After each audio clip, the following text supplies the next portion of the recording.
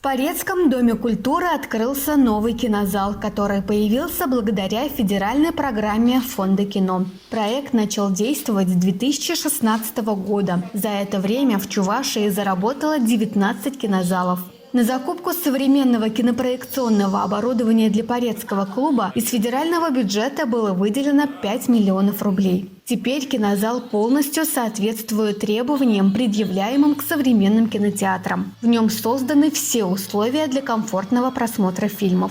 Разрешите вас поздравить с наступающим Новым годом. Это подарок, конечно, на самом деле для поречан к Новому году, в первую очередь от администрации, потому что от вас очень много зависит. Конкурс бы не состоялся, не было бы этих результатов, если бы вы не постарались.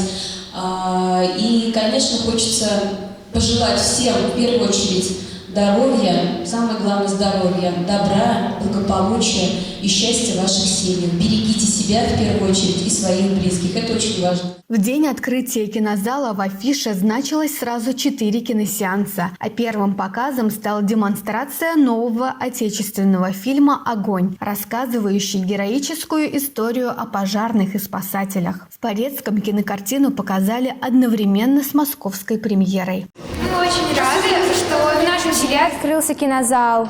Теперь нам не придется ездить в другие районы, чтобы смотреть новые фильмы. Нам будет чем заняться вечером с друзьями. Мы можем провести свой вечерний досуг так, что мы придем и посмотрим какой-нибудь интересный фильм. Кинопоказы будут проходить в четверг, субботу и воскресенье по 4-5 сеансов в день. Продажа билетов осуществляется за 30 минут до начала киносеанса. С киноафишей зрители могут ознакомиться на официальных сайтах администрации Порецкого района, Дома культуры и в социальной сети ВКонтакте.